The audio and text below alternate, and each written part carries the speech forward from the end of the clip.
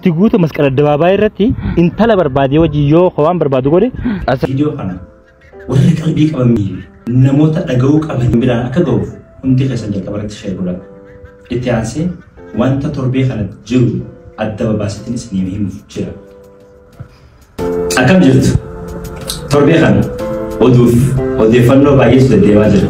Ani immoo jirattiin xiqqoo bizii ta'eeti jira. Waan tokko illee dubbachuuf yookaan deebii kanuudhaaf qophii hin turre. Har'a immoo akkuma galgala kana waadaa isin seene viidiyoo kana isinii fiduufan dirqame yaada deebii kiyyaa jechuudha. Duraan dursee ani namoonni nan beeyin akka na bartaniif profaayilii kiyya kana gubbaa neemee jiru deemaatii dubbisaa akka feetee jira. Akka feetee jechuun nama wanta ofii fedhe qofa itti amane hojjetu jechuudha. Guyyaa tokkoof waa'ee jireenya ilma namaa walumaa galatti isa ilma namaa beekne jechuudha malee.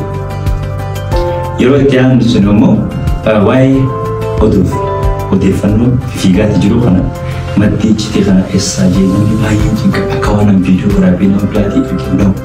Iccitiin kun iccitii maatii jidduu ture. Iccitii jaarsaaf jaartii jidduu ture. Iccitii jaarsaaf jaartii jidduu ture kana yookaan nama waliin jiraachaa ture eksiitii akka jechuun waggaa 2 dura ture. Iccitiin kun iccitii mana keessaati.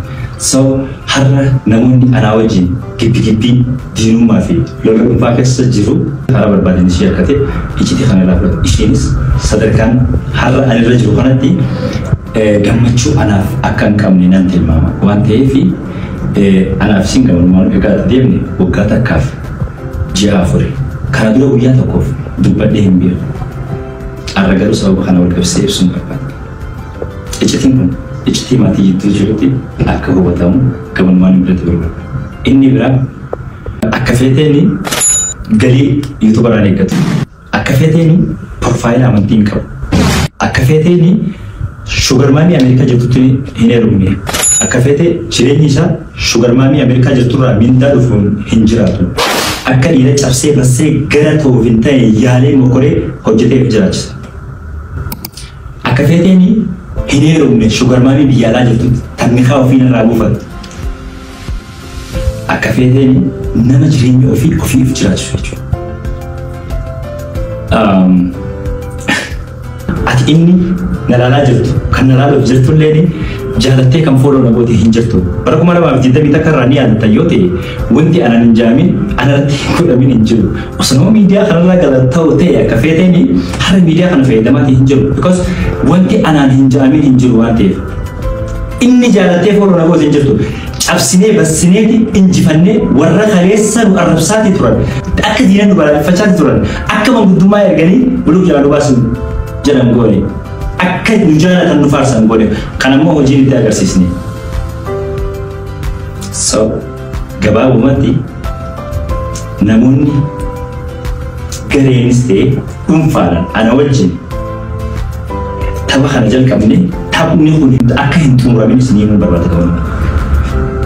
أمات وتأبت عطاس من دقة بزي ولا سووا كفر لقابله سيس جايتيس تابي خير نيجي الكابي مالي هنتو مرامي تي في كبابا خنو وانتين برباج سيفين نموتا كارديك عشان يقول تيلي داري كيف فتاني سورة نما فيسبوك رابي فتاني وهاي ودو نما قويا قلتو من نما تسوي فتاني رهاساتي قراني في تي في خنو بربادي وصون تاني just nama akka namummaatti yaadu isa sammuu nabiyaa qabuu fi guddina namaatiif gammadu akka dhugaa kan hubatuun hubachiisuudhaan dhufe. Ani ijoollee xixiqqoo miti jettee namaatiif yookaan oduu namaatiif ka waan xixiqqoo wanta hin jirreef jiruuf gadi ba'ee ifama gaafatu. Har'aa miti. Gaafa paaworaa akka har'aa kan hin qabaatin magaalaa hin jiraatin afaan magaalaan bareessanu namni danda'ee miidiyaa irraa nu galchinu. Kanaaf eenyutti irra rakkoo akka ta'ee fi isteeppiin itti aanu maal akka ta'e kan waliin itti deemnu ta'a.